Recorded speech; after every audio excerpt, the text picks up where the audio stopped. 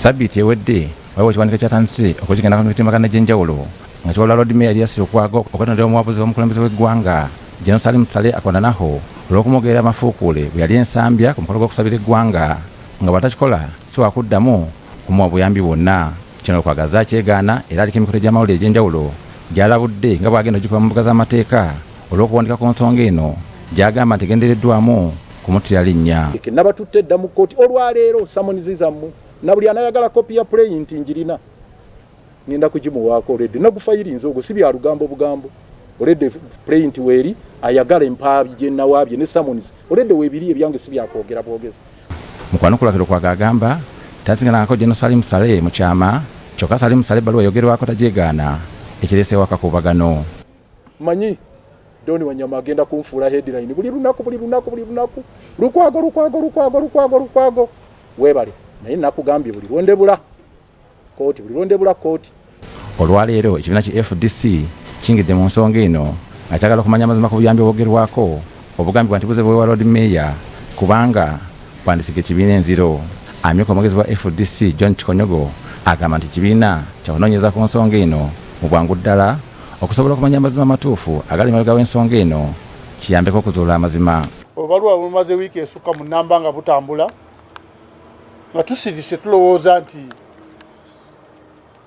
kuba twali tukakasa nti Meeya asobola okweddiramu ebintu bino naye tugenza okulaba nga muyinza okubaamu ebirala ebyekwese nga biyinza n'okuyingizaamu ekibiina n'abakulembeze bonna ab'ekibiina okuboonoonera erinnya balage nti ebibiina byonna eby'opposition byaggwawo dda bikolagana n'abantu abali mu government direct ebuyambi bwaddamuwa abadde abumuwa ku lwani. Gye buvuddeko Elias Lukwago yagenda ku kibiina ki FDC era n'alondebwa okuba ssentebe wa FDC mu Buganda wabula okusinziira ku ssemateeka wa FDC kimenya amateeka omukulembeze w'ekibiina yenna okusingana n'omukungu wa gavumenti oba okufuna obuyambi bwonna mu kyama ng'ekibiina tekitegeezeddwako mu butongole. Tetunazuula nga kituufu era pati yaffe amateeka geekozesa gali very clear. Bw'olina okulaba omuntu yenna omukulu ava mu sayidi ya NRM oba president oba ninga akuyise olina okubulyako pati president oba chairman nti bampise ku nsonga eno n'eno n'ogendayo togendayo ku lulwo n'onyonyola luvannyuma.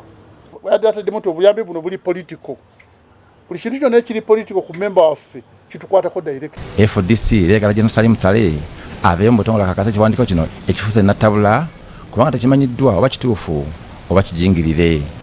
Era nga FDC kijja kusala amagezi okulaba tukimubuuza direct General Saleh obaluwa butuufu bwatugamba nti butuufu alina otubuulira byeyawandiiseemu bituufu nti alina obuyambi obadde awa Lord Mayor.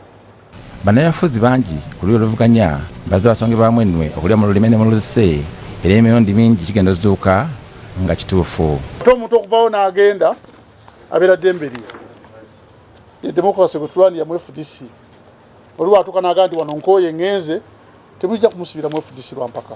Nga bannayuganda bangi bakyasobeddwa olw'ebigenda mu maaso ekirindiddwa kwe kulaba ngeri ki enjuyi zombi ezigenda okwotamu ensonga eno era FDC egenda kukola etya okulaba ng'ekuuma ekitiibwa kyayo n'okuuma obwesige mu bawagizi baayo naddala ku bakulembeze b'ekibiina. Robert Mwanje, BBS Terefayina, Ageesigika.